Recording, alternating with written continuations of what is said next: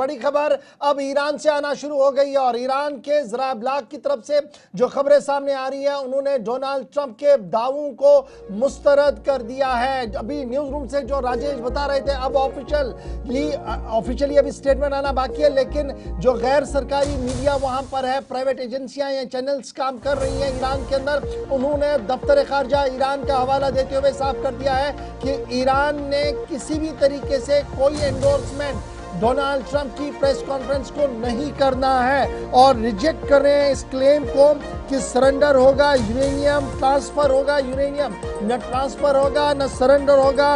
ये तेहरान की तरफ से इस वक्त की बड़ी खबर सामने आई है और ये भी साफ कर दिया गया है कि मुज़ाकरात के लिए तैयार ईरान है, लेकिन जो शराइत पहले से ही तय किए गए हैं, जिन पर गुफ्तगू चल रही है और जिस पर आसिफ मुनीर और उसकी पूरी टीम के साथ गुफ्तगू चल रही है, उन्हीं मामलात को लेकर इस्लामाबाद के अंदर में सज सकता है। लेकिन जिस तरीके से हाईजैक करने की कोशिश की जा रही है, इसे किसी भी कीमत पर कबूल नहीं किया जाएगा। डोनाल्ड ट्रंप के बड़े बयान पर पहला बड़ा रिएक्शन ईरान की तरफ से सामने आ चुका है। एक तरफ जंगजदा इलाके में चीजों को बेहतर करने की, और ये जो साथ साथ मिक्स्ड आप विजुअल्स देख रहे हैं अलग अलग जगहों से, जिन पुलों को, जिन एरियाज को अमेरिका की तरफ से बर्बाद किया गया था या नुकसान पहुंचाया गया इजराइल की तरफ से एयर स्ट्राइक्स में, वहां बहाली का अमल शुरू हो गया। तो दूसरी तरफ एक्सपेक्ट किया जा रहा है कि ये जो सीज फायर है वो थोड़ा सा और लंबा खींचे ताकि कम से कम सांस लेने का वक्त और मिले। और बीच में ये जो दावे किए जा रहे हैं, राजेश जी के पास वापस चलेंगे, न्यूज रूम से हमें ज्वाइन किए हैं। राजेश जी, वो जो थोड़ी देर पहले आप इशारा कर रहे थे कि ईरान ऐसा नहीं कर सकता, ये चीजें शायद नामुमकिन सी लग रही हैं, क्या कोई ऑफिशियल स्टेटमेंट भी एक्सपेक्ट जल्द करें तेहरान से?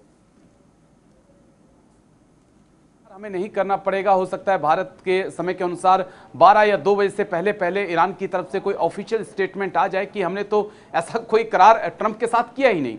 दरअसल मेरी और आपकी जब पिछले कल भी बातचीत हो रही थी तब भी मैंने कहा था कि ट्रंप की जो स्टेटमेंट होती हैं उसे हम अमेरिकन शेयर मार्केट से जोड़कर देख सकते हैं। वो ऐसी स्टेटमेंट देते हैं जिससे अमेरिका का शेयर मार्केट उछाल लेता है और फिर वो ऐसी स्टेटमेंट देते हैं जिससे एशिया का जो शेयर मार्केट है वो धड़ाम हो जाता है। लेकिन मैं आगे बढ़ूंगा, एक और बड़ा अहम पॉइंट जिसको जोड़ना बहुत जरूरी है।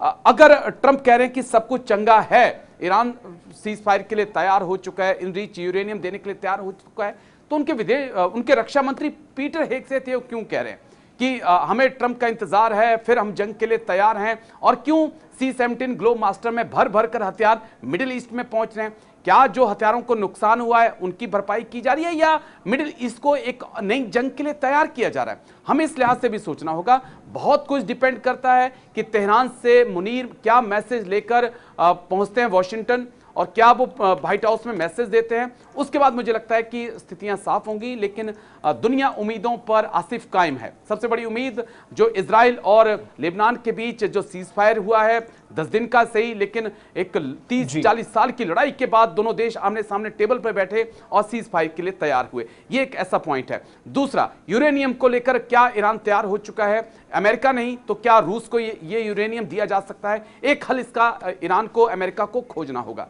हॉर्मुज स्ट्रेट जिस पर ट्रंप ने कहा कि मैंने खोल दिया है, शिप आएंगे जाएंगे, हॉर्मुज स्ट्रेट अभी भी बंद है और वो दुनिया के लिए एक बड़ी परेशानी बना हुआ है। ईरान अमेरिका की बात हॉर्मुज स्ट्रेट पे भी मानने को तैयार नहीं है। चलिए, बहुत शुक्रिया कि हमारे साथ ज्वाइन करने के लिए इस वक्त मॉर्निंग शो में और अपडेट करने के लिए कि ये जो दो अहम बड़ी खबरें आई हैं, एक तरफ से अमेरिका का दावा है और हमारे पास जो इत्तलात है कि तेहरान ने उन तमाम दावों पर पानी फेर दिया, कहा कि इस तरीके की कोई बात नहीं है, हम कोई भी सरेंडर या कोई भी प्लेट में आपको चीज देने वाले नहीं है। जरा और थोड़ा सा इंतजार करना होगा जब मजीद बातें खुलकर सामने आएंगी। लेकिन